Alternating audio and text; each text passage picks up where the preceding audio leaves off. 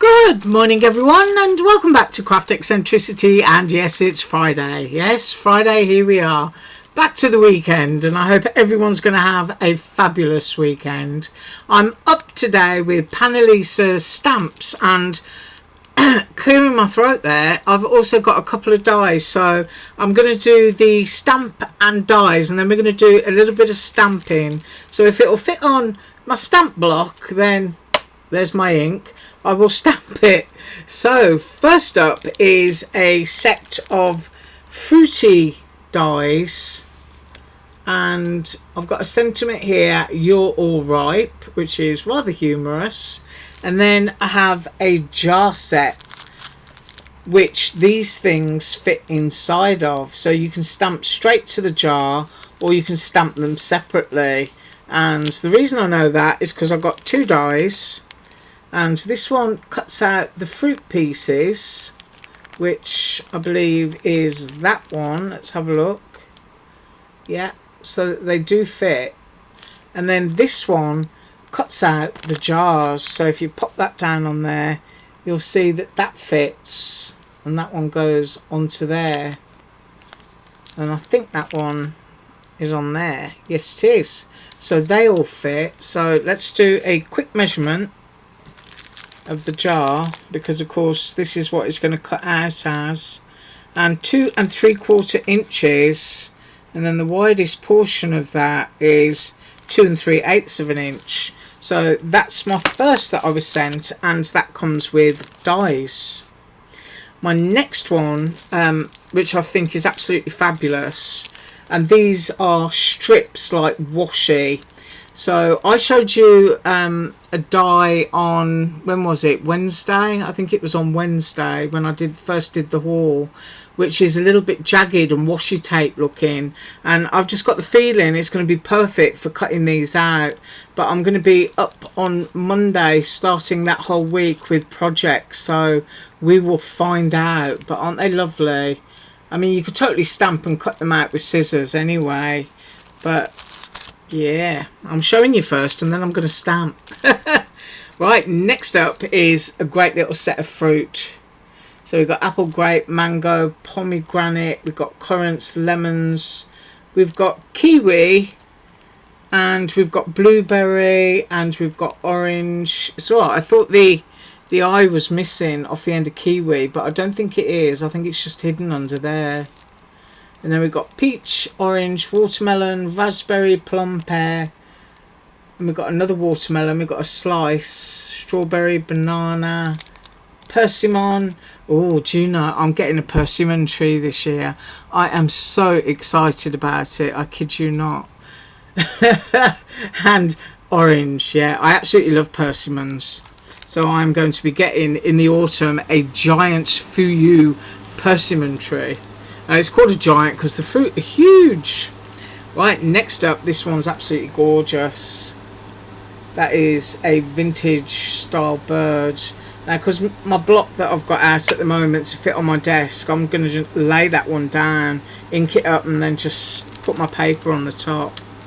And then next up, textures, because who doesn't love textures? Just a little bit of something to put in the background, and then you could fussy cut those or just have it in the background anyway. Those are wonderful. Love that. Looks like a load of loopy string. Great for Halloween. And then last but not least, I've got this gorgeous cake set. So we've got sugar and spice, we've got the rolling pin, you've got the cookie dough with the cutters and the cookies being cut out. You're the icing on the cake. We've got a whole bunch of sprinkles, an icing bag. There we go. Life is short, lick the bowl. Hope your day is filled with extra icing. You've got tiny little fruits to put in a jar there, and you've got that gorgeous cake under that lovely glass cloche. Made, baked, filled, sprinkled with love. You've got a spoon, and then there are more sentiments there. A good friendship is worth preserving, and happiness is homemade. So that's really cute. Right, I'm just going to push these off to one side so I can take out the ones that I want to use, and I've got a big stack of cardstock here. I've got my ink, I've got my ink block, and let's do this one because that's the last one that I put down. So I'm opening up, and I think I'll go with the cake under the dome first of all. So just pull back the carrier sheet on that, and we're going to get one off.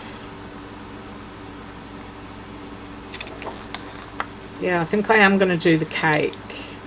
Now, when you first get stamps, sometimes they can stick a little bit.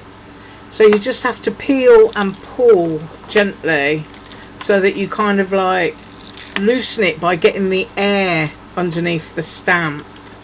And then you find that they do come off for you. Whatever you do, don't just go in and tear it. So I've kind of like, whoops, I was off camera there. You just do it really gently and then peel, and your stamp will come off. Right, so we've got our cake here, and I hope everybody can see that and I'm not all blurred yet. So let's have a look what this looks like.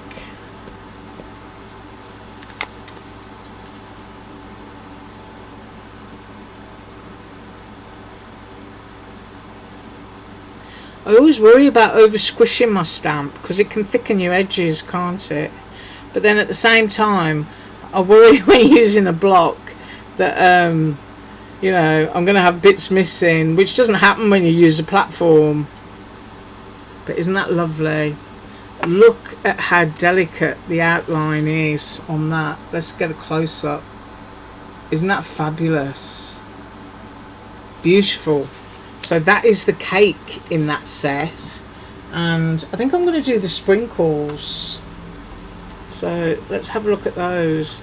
I mean, these would be fun to colour in because you quite literally just got to dot in with either a coloured pencil. Sorry if you couldn't hear me there. So you could use either a coloured pencil or your markers. So here I've got the sprinkles, and let's see how these look. I might be off the edge of my block, I can't see that properly. So let me go down here with these.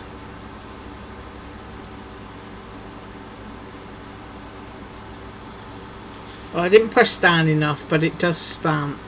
So we've got lovely little sprinkles there. Take my fluff off my paper.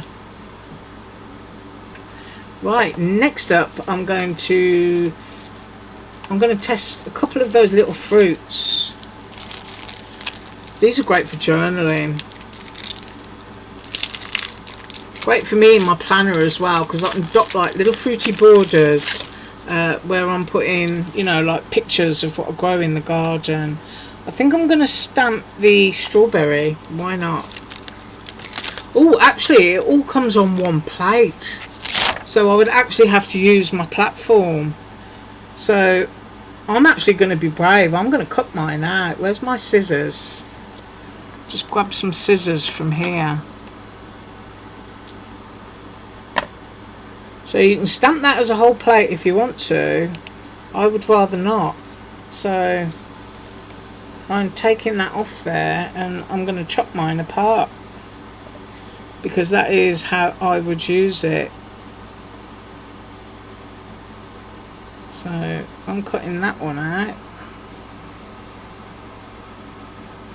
and I intend to do that with all of them actually.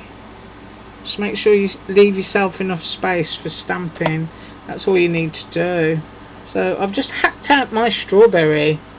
The banana one looks really nice as well. So onto my stamp block. Move my scissors.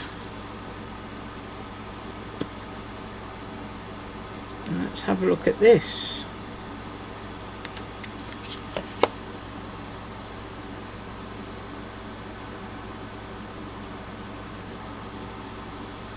So that stamps absolutely beautifully.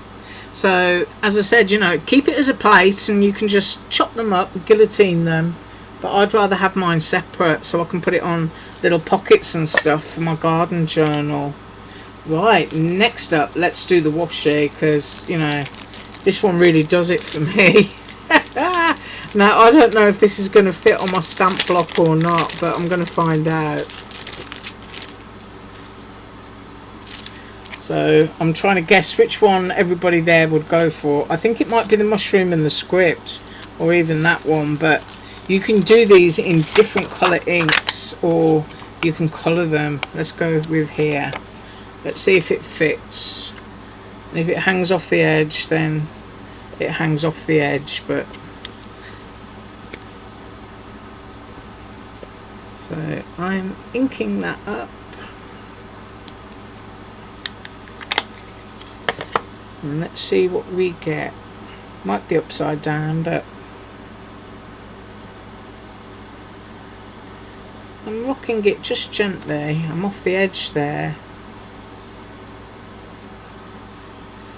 Isn't that wonderful? I wonder what it says. See, it actually picks up the script. That's really lovely. I absolutely love that set. Right, because who doesn't love a bit of free washi? Next thing I want to do is I'm going to do the strawberries in this set, and I'm going to stamp the jar to see how that looks like. So I think the jar is going to fit onto my stamp block. So I'm just opening up this pack.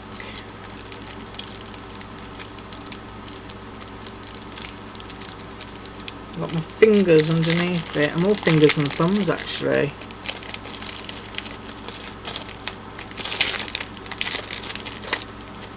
Right, and I'm going to move that set that I just used.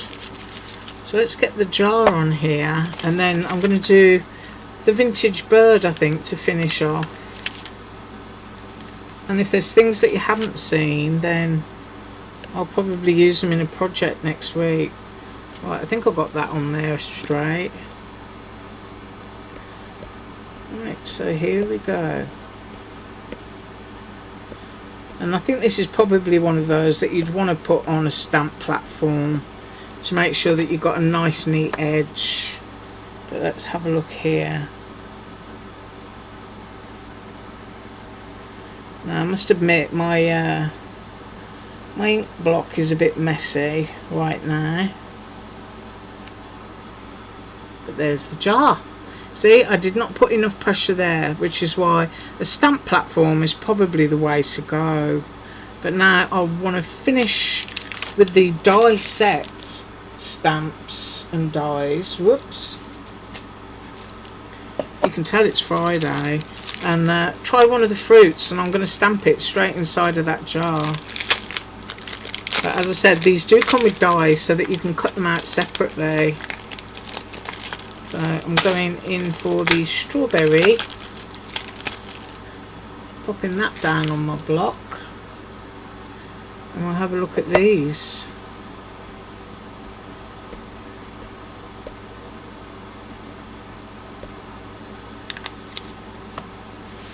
So I'm going to go that way around.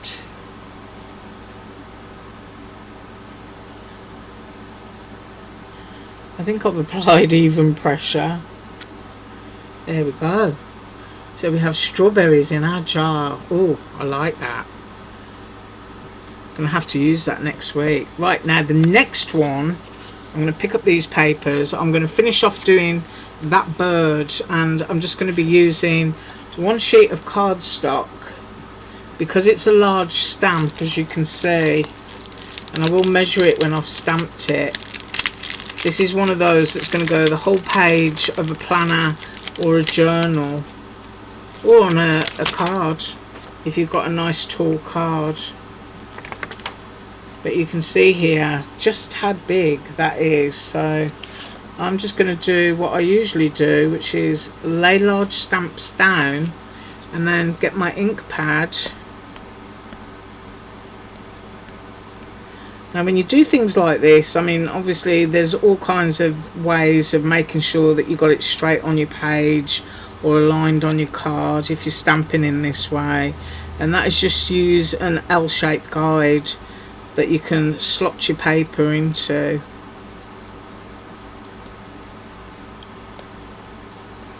Right, I think I've got sufficient ink on that, so I'm just going to take my cardstock, lay it down and give it a rub, and we'll see what we end up with. All you have to do is hold your cardstock steady with one hand and pray that you haven't blurred it. So we're going to see what we got now.